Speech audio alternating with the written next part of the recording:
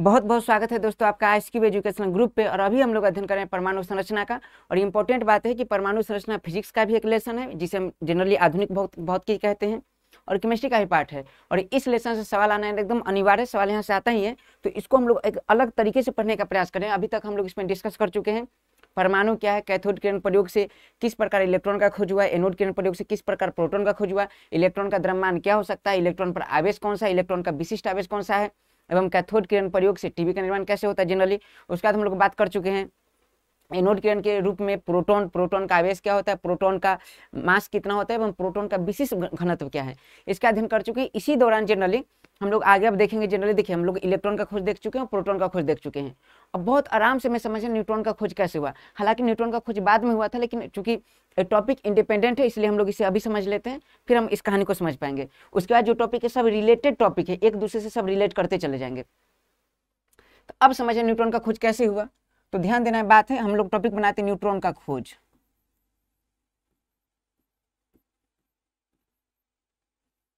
Neutron का खोज याद रखना है, डिस्कवरी ऑफ न्यूट्रॉन। अब इसे समझने के लिए याद रखना टॉपिक का नाम क्या है, न्यूट्रॉन का खोज। अब सवाल है कि कब इसकी खोज हुई, तो याद रखना सन 1932 ईस्वी में। सन 1932 ईस्वी में याद रखना। मैं ट्रिक बताया हूं, इट पग नाचे। ई से इलेक्ट्रॉन, ट से थॉमसन, प से प्रोटॉन, ग से गोल्डस्टीन और न से न्यूट्रॉन, च से चैडविक। याद रखना इलेक्ट्रॉन का खोज थॉमसन ने किया था, प्रोटॉन का खोज गोल्डस्टीन ने किया था, न्यूट्रॉन का खोज चैडविक ने किया था। इंपॉर्टेंट एग्जाम में सवाल बनते हैं यहाँ से। अब समझें कि न्यूट्रॉन का खोज कब हुआ, तो 1932 में चैडविक ने कैसे किया। तो आपको बता दूं कि एक बहुत बड़े साइंटिस्ट थे जिनका नाम था हेनरी केवेंडिश। ये वही हेनरी केवेंडिश है जिन्होंने हाइड्रोजन का खोज किया। अगर क्वेश्चन पूछे कि हाइड्रोजन का खोज किसने किया था, हाइड्रोजन का खोज, तो याद रखना हेनरी केवेंडिश। ये इंपॉर्टेंट सवाल हो जाता है, हेनरी केवेंडिश। और याद रखना यही हेनरी केवेंडिश है जिन्होंने, अगर न्यूटन के गुरुत्वाकर्षण का नियम देखे तो न्यूटन के गुरुत्वाकर्षण में याद रखना फॉर्मूला होता है F = G m1m2/r²। और इसमें g का जो वैल्यू है, g का वैल्यू होता है 6.67 × 10⁻11। इसका मात्रक हम लोग देख लेंगे।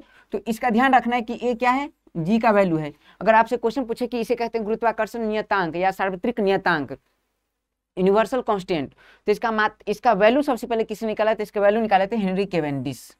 इस बात को समझिए। तो इस बात को समझने का अगर प्रयास करें तो जनरली तो इंपॉर्टेंट बात है याद रखना है। और यही हेनरी केवेंडिश का एक ऑफिस था, इसी ऑफिस में जनरली और एक साइंटिस्ट थे चैडविक, हेनरी केवेंडिश के स्टूडेंट थे और हेनरी केवेंडिश के ऑफिस में काम कर रहे थे। होता क्या है, एक बार याद रखना है, इतिहास में याद रखना कई प्रकार की ऐसी खोजें हैं जो गलती से हो गई, लोगों ने जानबूझ के नहीं किया। तो इंपॉर्टेंट बात क्या याद रखना है, हेनरी केवेंडिश के ऑफिस में हेनरी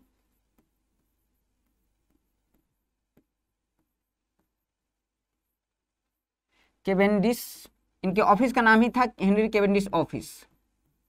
ठीक है, इस ऑफिस में कौन बैठे हुए थे, तो याद रखना साइंटिस्ट का नाम है जेम्स चैडविक। James Chadwick. इन्होंने क्या किया, सबसे पहले याद रखना एक तत्व लिए जिसका नाम है बेरिलियम। एक तत्व कौन सा लिए, बेरिलियम, Be। और बेरिलियम के याद रखना परमाणु संख्या कितना होता है, परमाणु संख्या होता है 4 और परमाणु भार कितना होता है इसका याद रखना है 9। तो बेरिलियम का परमाणु संख्या कितना 4 और परमाणु भार कितना 9, ज्यादा सही रहेगा आप इसे ऐसे लिखें, बेरिलियम परमाणु संख्या 4 परमाणु भार 9। बेरिलियम है, हाइड्रोजन, हीलियम, लिथियम, बेरिलियम।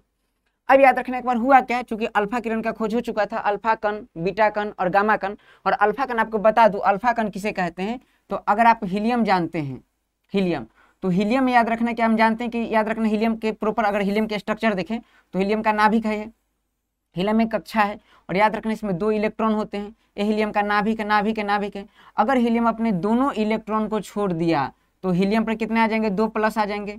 और याद रखना तो सिर्फ क्या बचेगा, ये तो कक्षा गायब, कक्षा का कोई वैल्यू अस्तित्व भी नहीं है। तो हीलियम के नाभिक को ही क्या कहा जाता है, अल्फा कण कहते हैं। तो क्वेश्चन पूछे कि अल्फा कण समानता क्या है, तो अल्फा कण क्या होता है, हीलियम होता है।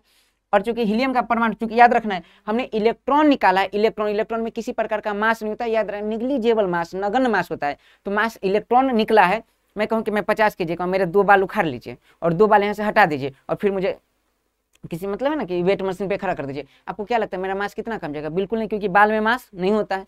उसी प्रकार से समझने यहाँ क्या है, ये हीलियम, हीलियम पर 2 चार्ज है और हीलियम पे 2 चार्ज कब आया? इलेक्ट्रॉन हमने निकाल दिया और इसी हीलियम प्लस प्लस को क्या कहते हैं? अल्फा कहते हैं, अल्फा कण कहते हैं। अगर आपसे पूछे कि अल्फा कण का द्रव्यमान कितना होगा, बिल्कुल उतना ही द्रव्यमान होगा जितना हीलियम का है, क्योंकि जब इलेक्ट्रॉन किसी परमाणु से निकले तो मास में कमी नहीं होता है। जिस प्रकार याद रखना, मैं आंख का 1-2 बाल उखाड़ दूं ऐसे, क्या कोई द्रव्यमान में कमी आएगी? नहीं। तो याद रखें जो वैल्यू मास के आधार पर, जो वैल्यू हमारे इस बाल का है, उसी प्रकार से याद रखना हीलियम में या किसी परमाणु में इलेक्ट्रॉन का मास के आधार पर वही वैल्यू है। तो हमने क्या किया, इलेक्ट्रॉन को निकाल दिया, तो हीलियम प्लस प्लस को क्या कहते हैं? अल्फा कहते हैं। अगर आपसे पूछे जाए कि हीलियम का मास कितना होता है, तो हीलियम का याद रखना है उसमें प्रोटॉन कितने हैं? 2 और मास कितना है? 4। मास क्या होता है? जनरली मास बनाने वाले कौन कौन है? प्रोटॉन और न्यूट्रॉन है। प्रोटॉन के वजन न्यूट्रॉन के वजन को जोड़ दिया जाए तो वो बन जाता है मास। इस पर बात करेंगे हम लोग। अब लोग समझते हैं कि हीलियम ए जो आपको दिख रहा है, ये दिख रहा है, यही क्या है? अल्फा कण है। हीलियम प्लस प्लस 2 4 यही क्या है? अल्फा कण है। अब इसे हम समझने का प्रयास करते हैं बहुत आराम से। हम क्या किए, यहाँ अल्फा कण से अटैक करा दें। किससे अटैक करा दिए? अल्फा कण से अटैक करा दिए। दिख रहा है? अल्फा कण से जैसे अटैक करा, तो अल्फा का मतलब क्या होता है? अल्फा का मतलब होता है हीलियम। अल्फा कण का क्या मतलब है? हीलियम। ठीक है, और ऐसे करते हैं इसको और ऐसे समझेंगे। तो अल्फा कण के अटैक के बाद क्या होगा? तो अल्फा कण के अटैक के बाद क्या होगा, इसको समझने के लिए हम सबसे पहले लिखेंगे क्या? बेरिलियम 4 9 प्लस अल्फा कण क्या है? हीलियम है। और याद रखना है 2 और कितना? 4। याद रखने की हीलियम ना लिखे, यहाँ प्लस प्लस जरूर लिखे, क्योंकि हमें यह पता होना चाहिए कि अल्फा कण जनरली क्या होता है, जब हीलियम अपने 2 इलेक्ट्रॉन को त्याग देता है उसे अल्फा कण कहते हैं। तो ये क्या है? अल्फा कण है। अब यहाँ फाइनली अभिक्रिया क्या होने वाली, तो उस अभिक्रिया को अगर समझने का प्रयास कीजिए तो हम जानते हैं यहाँ जो अभिक्रिया होगी नाभिकीय अभिक्रिया होगी। याद रखना है रासायनिक अभिक्रिया किसे कहते हैं? जिसमें इलेक्ट्रॉन भाग ले, और रासायनिक अभिक्रिया है। नाभिकीय अभिक्रिया किसे कहते हैं? जिसमें प्रोटॉन भाग ले, और नाभिकीय अभिक्रिया है। तो मुझे बताया क्या इलेक्ट्रॉन है इसमें? क्या हीलियम में? नहीं, इलेक्ट्रॉन को हमने भगा दिया, इलेक्ट्रॉन को भगा दिया। तो इलेक्ट्रॉन को भगा दिया, बाराती में डांस का मजा तभी जब जिया जी नाचे, और जिया जी को मान लीजिए हम भगा दिए, फिर बाराती में डांस का मजा नहीं है।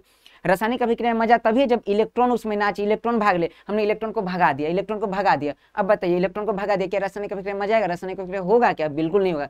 अब कौन सी अभिक्रिया होगी? नाभिकीय अभिक्रिया, जिसमें प्रोटॉन भाग ले, नाभिकीय अभिक्रिया है। और जब हम यहाँ इस अभिक्रिया को करेंगे, बहुत आसान अभिक्रिया, कुछ नहीं कीजिए, 4 2 कितना? 6। ठीक है भाई, 6। अच्छा, कौन ऐसा तत्व है? नीचे क्या है? प्रोटॉन। नीचे जो लिखा होता है प्रोटॉन की संख्या को सूचित करते हैं, प्रोटॉन की संख्या को दिखाता है।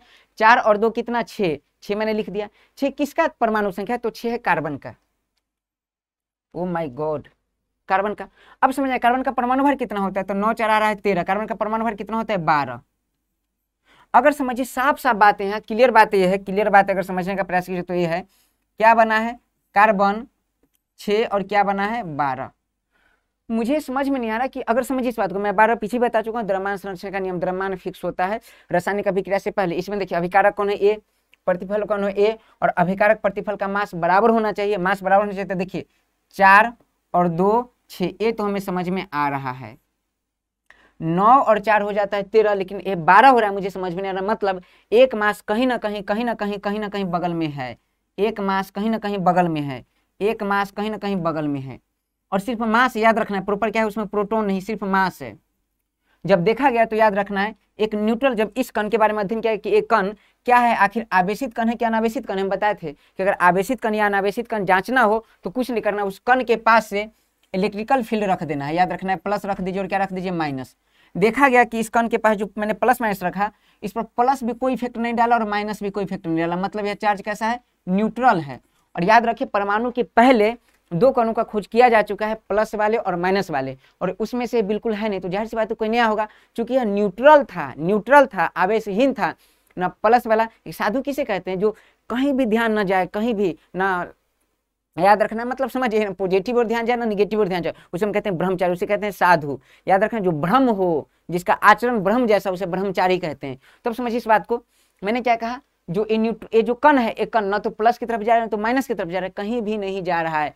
मतलब एक कण क्या है? न्यूट्रल है, और इसीलिए इस कण का नाम रखा गया, इस कण का नाम रखा गया न्यूट्रॉन। इस कण का क्या नाम रखा गया? न्यूट्रॉन। ऐसा करता हूँ, व्हाइट ज्यादा क्लियर दिखाई देगा आपको। इस कण का नाम क्या रखा गया? न्यूट्रॉन। इस कण का नाम क्या रखा गया? न्यूट्रॉन। याद रखना है। तो न्यूट्रॉन का खोज कैसे हुआ? पता चल गया। न्यूट्रॉन का खोज कैसे हुआ? न्यूट्रॉन का खोज हुआ जब बेरिलियम धातु पर अल्फा कण से अटैक कराया जाता है, प्रहार कराया जाता है, तब कार्बन के साथ क्या बनता है, न्यूट्रॉन बनता है। अगर अब आपसे पूछूं, बिल्कुल वही घटना है जनरली। एक बार मेरे गांव में क्या हुआ कि एक कार्टून था, कार्टून खोली समझते हैं, खोली खुपचा, तो खोली उसमें घुस गया कि बिल्ली, हमारी एक लाठी मारे जोर से प्रहार की और बिल्ली निकल के भाग गई। क्यों भागी? मेरा बेवकूफ जैसा सवाल है, क्यों भागी? क्योंकि कार्टून में बिल्ली मौजूद थी। याद रखना है सेम चीज, हमने क्या किया, प्रहार के एक लाठी जोर से और बिल्ली फरार। उसी प्रकार याद रखना है बेरिलियम है, बेरिलियम पर एक अल्फा जोर से और न्यूट्रॉन फरार। क्यों याद रखना है? क्योंकि कार्टून में बिल्ली थी इसलिए भाग गई। बेरिलियम याद रखने है, परमाणु में न्यूट्रॉन था इसलिए प्रहार, जब अल्फा से मैंने अटैक किया तो न्यूट्रॉन भाग गया, न्यूट्रॉन निकल गया।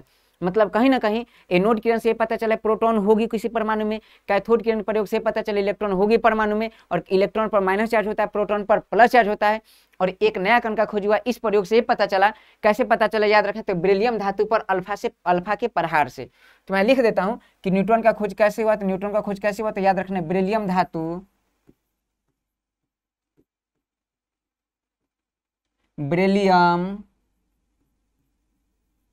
धातु पर, ऐसे लिख देता हूं कि बेरिलियम धातु आपको पता है बेरिलियम पर अल्फा के प्रहार से, अल्फा के प्रहार से। ठीक है, ये बहुत इंपॉर्टेंट है, एग्जाम में पूछा जा चुका है कि न्यूट्रॉन का खोज कैसे हुआ। तो यहाँ से आपको याद रखना है, ये हो गया हमारा न्यूट्रॉन का खोज।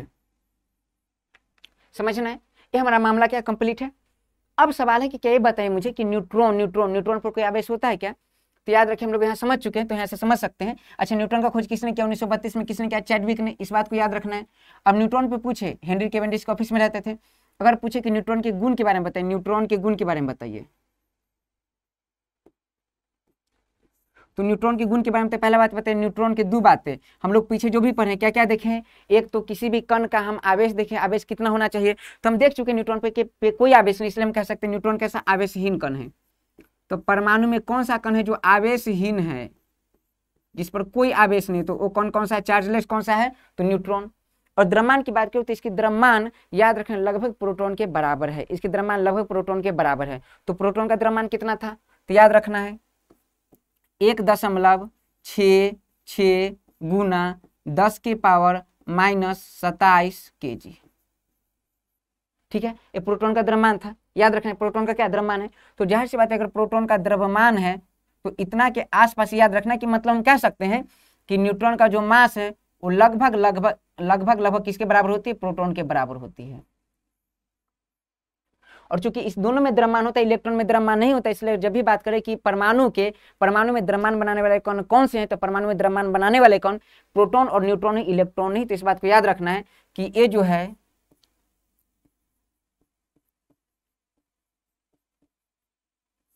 द्रव्यमान बनाने वाले कण है। अच्छा, जब इसे ग्राम में बदलते हैं तो ग्राम में क्या हो जाएगा, ध्यान दे रखना है 1.66 गुना 10 के पावर, याद रखना है। अच्छा, कई बार देखिए, ध्यान दीजिए, ये 6-7 हो जाएगा न्यूट्रॉन में, और प्रोटॉन दिखेगा तो 1.602 भी होता है, तो इस बात को याद रखना है। तो 1.66 गुना 10 के पावर 24 ग्राम, ये हमारा। और याद रखना इतना ही प्रोटॉन का द्रव्यमान तो लगभग सिमिलर होता है। तो द्रव्यमान बनाने वाले कण है, इसलिए याद रखें द्रव्यमान संख्या जब कभी निकाला जाए तो इस कण को जोड़ा जाता है, परमाणु द्रव्यमान निकाला जाए तो इसी कण के द्रव्यमान को जोड़ा जाता है। और ये चूंकि कहाँ पर मौजूद होंगे अभी हमें नहीं पता है, जब आगे बताऊंगा थॉमसन के मॉडल, रदरफोर्ड के मॉडल, तो उसके बाद बोरबीर योजना, तो इसके बाद रदरफोर्ड मॉडल बोरबीर योजना से पता चलेगा कि, याद रखना कि रदरफोर्ड के मॉडल से पता चलेगा कि जो हमारा न्यूट्रॉन है और प्रोटॉन है वो याद रखना नाभिक में मौजूद होते हैं और इलेक्ट्रॉन जनरली बाहर होते हैं। और नील्स बोर ने पूरा कंप्लीट कर दिया कि नहीं इलेक्ट्रॉन कहाँ किस कक्षा में स्थित होते हैं। तो ये सब सारा बात हम लोग अगले क्लास में देखेंगे। अभी आप बिल्कुल मुझे पूरा भरोसा है कि आप इस टॉपिक को बिल्कुल समझ चुके हैं कि न्यूट्रॉन का खोज कैसे हुआ। यहाँ से बिल्कुल बाहर से सवाल नहीं आएगा, जितना मैं बता दूं इतना ही सवाल, अगर इस टॉपिक से सवाल उठाया जाए तो सवाल इससे बाहर बिल्कुल नहीं आएंगे। चलिए, इसी ऊर्जा इसी उमंग के साथ मिलते हैं अगले क्लास में, नए टॉपिक के साथ, परमाणु मॉडल के साथ मिलते हैं अगले क्लास में। जय हिंद, जय भारत।